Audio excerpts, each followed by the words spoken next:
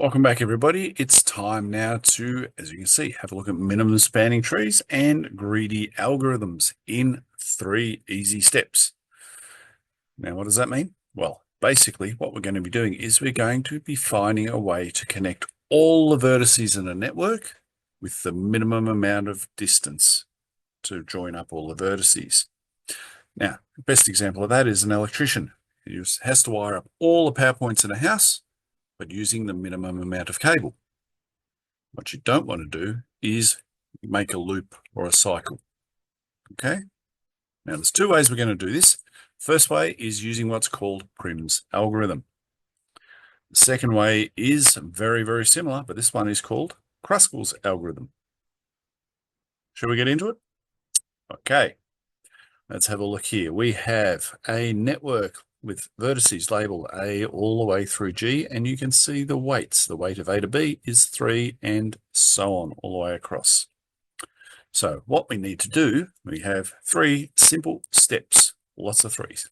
First step, we need to highlight the shortest edge on the network, marking the connected vertices. So which is the shortest edge on the network? Well, obviously it's going to be the one here, isn't it? So let's mark that.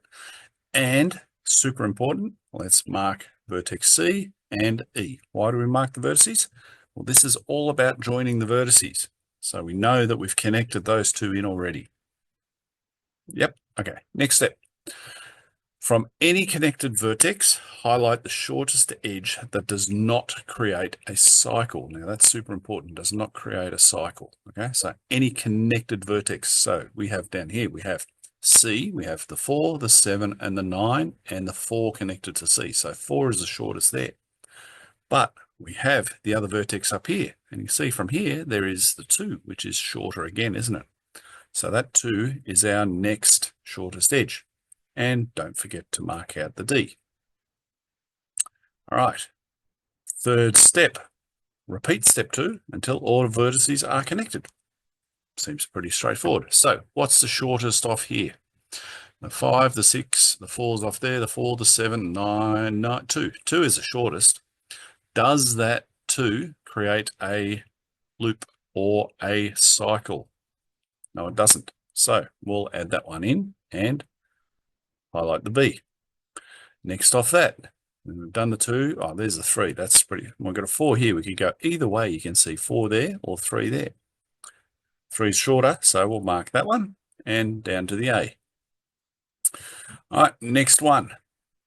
Well, 4's the next shortest there, isn't it? So I must, hang on. Why can't we do that one? Have a look up here. Does not create a cycle. Look what we've created here. We've created a cycle, haven't we? So that's no good to us. So there's absolutely no point doing that one because we've connected all these vertices. All right, so we've only got 2 vertices to go. What's the shortest edge? The 4, the 6, or the 5? Coming off that, it's obviously going to be the 4. And highlight the F. Now we have a choice to get to G. We've got the 5 or the 6. There it is. It's the 5. And highlight the G. Okay. This one has a name. It is called Prim's algorithm. So this is highlight the shortest edge from any connected vertex. Highlight the next shortest that doesn't create a cycle and repeat. Seems pretty straightforward, doesn't it? Okay. Let's do the same graph, but this time with Kruskal's algorithm. There it is. Okay. You see the first step hasn't changed. Highlight the shortest edge on the network. Mark all the connected vertices. So that's easy. There we go. Shortest edge and the 2 connected vertices. Done. Now, no, number 2's gone missing. What was that one?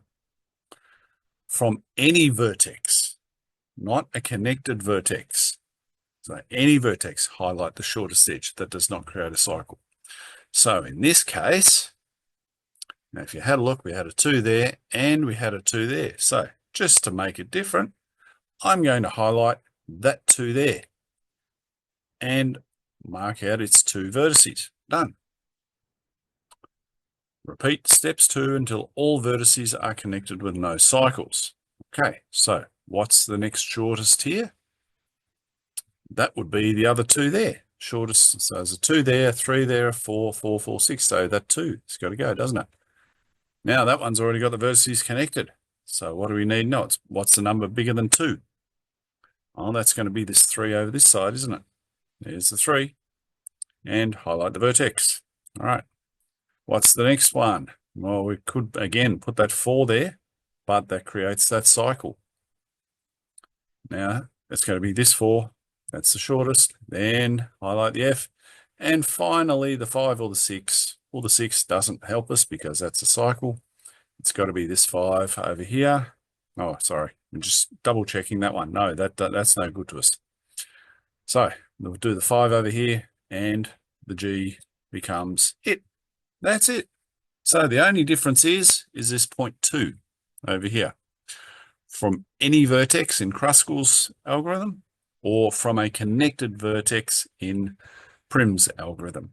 Pretty straightforward. All right, time to get into it. See ya.